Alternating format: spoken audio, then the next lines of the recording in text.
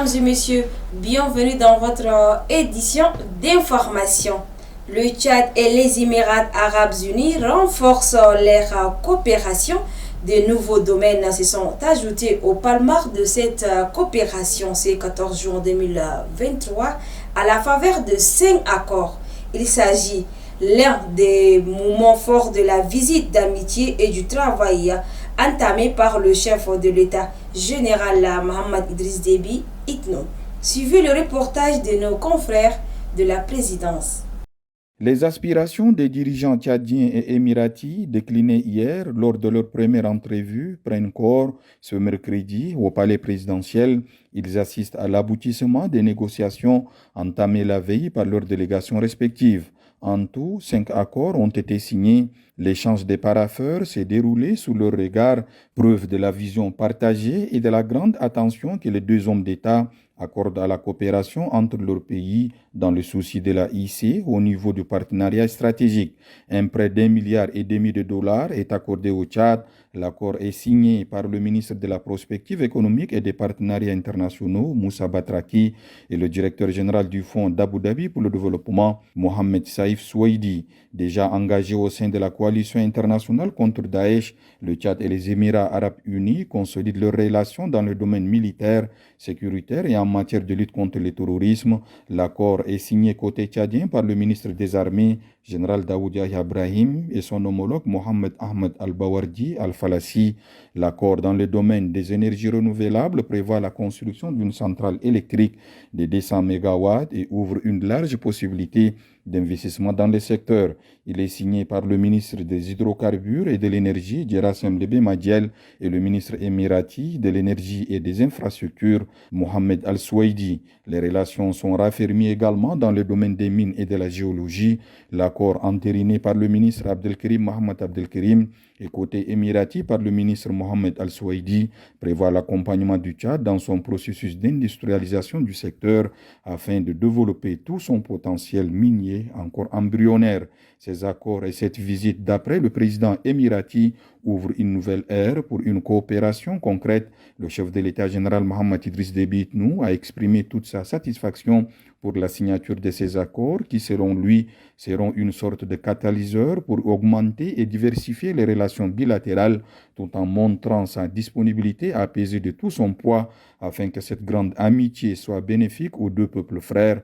Il a adressé une invitation à son frère et ami, Cheikh Mohammed Ben Zayed Al Nahyan, de se rendre en visite au Tchad, invitation que le président émirati a acceptée avec grande joie. La date sera déterminée de commun accord par le canal diplomatique. Après la signature de 5 accords, le ministre qui ont accompagné le chef de l'État ont livré leurs impressions. Il s'agit du ministre des Hydrocarbures et de l'Énergie, du ministre des Armées, du ministre des Mines et de la Géologie et celui de la Prospective économique et des partenariats internationaux. Suivez ces propos. Dans le cadre des échanges que nous avons eus depuis les 3 derniers jours, nous avons conclu plusieurs accords, dont un accord essentiel dans le secteur économique et qui est un accord pour financer des projets structurants du Tchad.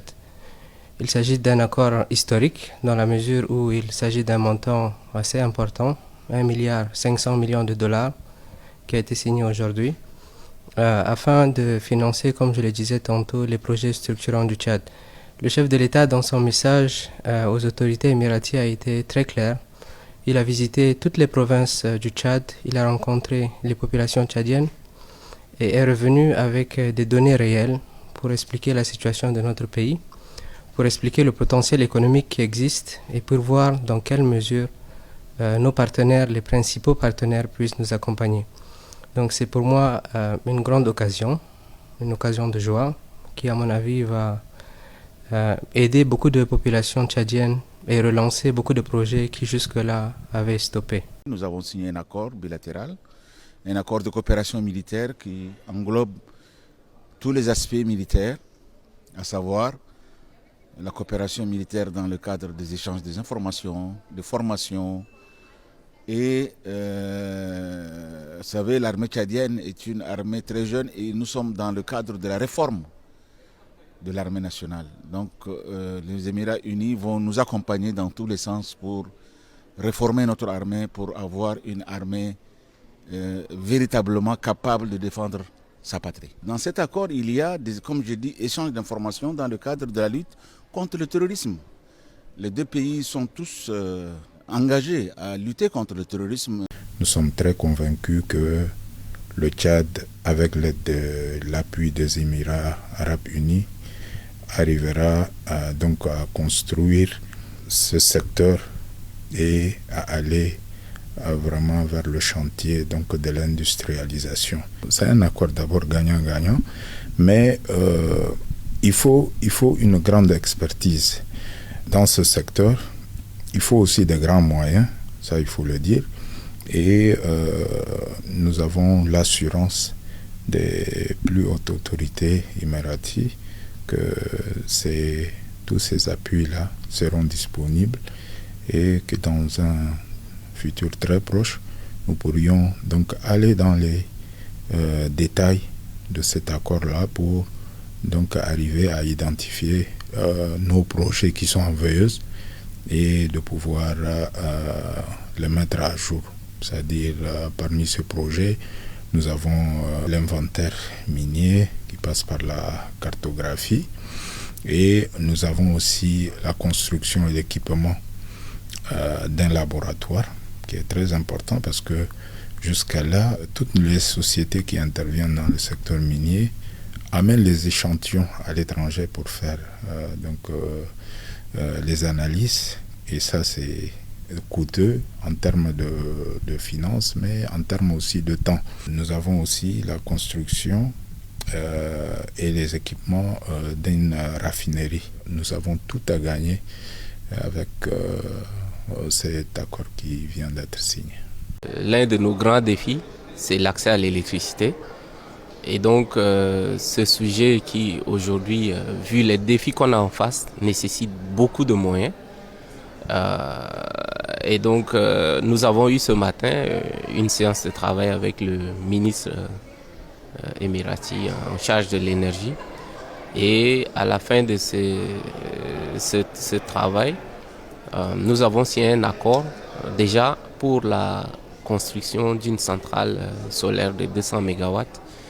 Et au-delà de cela, cet accord inclut aussi tout autre projet dans le domaine énergétique qu'on doit développer ensemble. Donc un point focal a été désigné et comme vous le savez, on a pas mal de nos grandes villes qui ne sont pas encore électrifiées. Et donc ça a été l'opportunité de mettre tous ces ensembles de nos défis qui, si ça dépendait seulement du budget public, ça mettrait des années. Donc c'est une opportunité qui nous permet en un seul coup de financer la plupart de nos défis énergétiques. Sa particularité, comme vous l'avez constaté, c'est le fait que les deux chefs d'État se sont engagés et ils ont mis les proches collaborateurs qui travaillent sur les dossiers des deux côtés pour que ça aille vite. C'est pas un intermédiaire qui est venu ici ou qui est allé là-bas, comme c'est le cas et ce qui fait traîner les choses. Donc les instructions ont été claires de part et d'autre pour que les deux délégations puissent continuer à travailler pour que très bientôt une équipe descende au Tchad. Nous avons déjà des études qui ont été faites. Donc c'est de partager ces études-là pour que très rapidement qu'on se mette à exécuter. L'équipe de la télévision Al-Nasr s'est rendue à la commune du 1er arrondissement dans le cadre de la saison pluvieuse. Le maire de la commune du 1er arrondissement, Djibril Mohamed Abdelkarim, a expliqué les stratégies mises en place. Suivez un extrait de ses propos. Comme la saison pluvieuse s'est annoncée déjà, je crois que nous, d'habitude, on travaille selon notre capacité et on travaille selon certaines orientations. Nous, dans la commune du 1er arrondissement, d'habitude, on fait un programme avant la saison pluvieuse. On commence d'abord avec les rues principaux. Vous savez, la commune du 1er arrondissement est une commune qui est très vaste et elle est aussi divisée en deux, parce qu'il y a il y a les zones urbaines et il y a aussi périurbains. Maintenant, il nous reste seulement à curer le caniveau secondaire. Les caniveaux secondaires, on les cure au moment où la pluie tombe. Ce n'est pas avant la pluie. Les gros caniveaux, on les cure avant. Les caniveaux qui sont en face du goudron là, ça c'est pas nous qui curons, ça c'est la mairie de la ville. Vous savez, nous avons le décret 421 qui donne le pouvoir à la mairie de la ville de curer tous les caniveaux, les gros caniveaux. Mais les caniveaux tertiaires là, c'est nous qui les curons, les caniveaux en potopoto là. Donc c'est nous qui les curons et ça, d'habitude, dans les saisons pluvieuses, dès que la pluie tombe, on fait un contrat avec certains de nos concitoyens ou bien on recrute des manœuvres. Et ces manœuvres-là sont permanentes. Là où l'eau stagne, on envoie cette manœuvre-là et puis il ouvre et puis l'eau passe jusqu'à la fin de la saison pluvieuse. D'habitude, on les prend pour 3 mois, les manœuvres. Ça y est, le résultat du bref d'études fondamentales est connu. À cet effet, une équipe de la télévision est allée ce 15 juin 2023 à la rencontre du directeur des études du GG Fort-Lamy, Hamid Adam Hamid. Ce dernier livre ses impressions par rapport aux résultats de son établissement. Suivez-le, il est au micro de Oumar Mohamed Ida. Donc, depuis la rentrée scolaire jusqu'à nos jours, nous avons certes rencontré des difficultés, parmi lesquelles les problèmes entre les élèves du lycée Fort-Lamy et le lycée de la Liberté. Et à cause d'un petit malentendu, il y a eu ces problèmes et nous avons arrêté le cours pendant plus d'une semaine. Voilà. Donc, ce qui a causé un peu de retard sur la progression des élèves.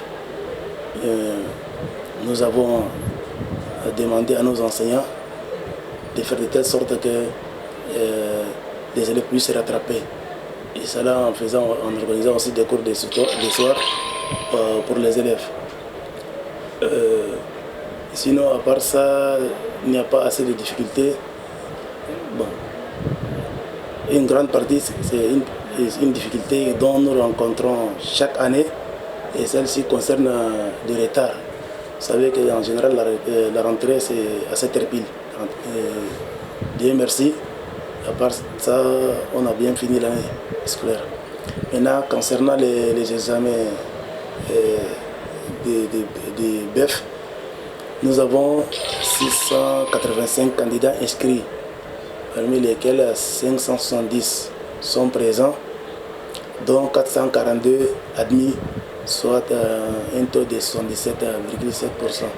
Et aussi, une équipe de la télévision annoncera à interviewer un médecin généraliste au service gynéco-obstétrique à l'hôpital de l'Amitié.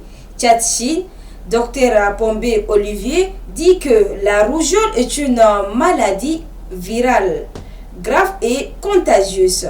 Je vous propose de suivre un extrait de ses propos au micro de Aïcha Ali Mohamed.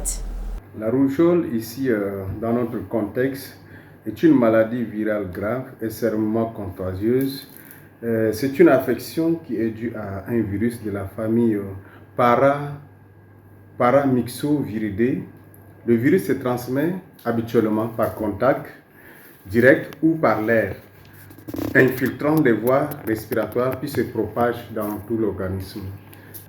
Les signes, on sait que normalement, généralement plutôt, les premiers signes qui apparaissent chez les enfants rougeoleux, nous avons de fortes fièvres qui apparaissent. Et ces fièvres apparaissent le plus souvent à partir du 10e à 12e jour après le contact ou bien après l'exposition à la maladie. Donc, ces signes persistent au cours de 4 à 7 jours. Et pendant ce stade, le tableau comporte des rhinorrhées. Vous avez les rhinorrhées, le nez qui coule. Vous avez aussi des taches blanchâtres à l'intérieur de la joue. Par exemple, si vous voulez, n'est-ce pas, voir chez un enfant, surtout quand l'enfant est exposé à la maladie, quand il fait la fièvre, il faut chercher à voir la tache blanchâtre au niveau des joues internes. Ces signes, quand vous trouvez les médecins, on appelle ça signe de Koplik. Et il peut y avoir aussi des yeux rouges et larmoyants, parce que vous allez voir que l'enfant va avoir des yeux rouges et les larmes coulent. Vous voyez, n'est-ce pas? Et vous allez voir aussi des éruptions qui apparaissent dans les jours à venir. Mais les premiers signes, c'est la fièvre, la forte fièvre surtout. Et il faut savoir que ces placards, si au bout de temps, ça va, n'est-ce pas, se disparaître. Et vous allez voir des éruptions cutanées qui vont s'installer surtout au niveau du visage et du cou et qui peuvent gagner les mains et les pieds dans les 5 à 6 jours avant de disparaître. Mesdames et messieurs, c'est la fin de votre édition d'information. Merci de l'avoir suivi. Restez toujours en compagnie de nos programmes sur la télévision Anasor TV. Au revoir.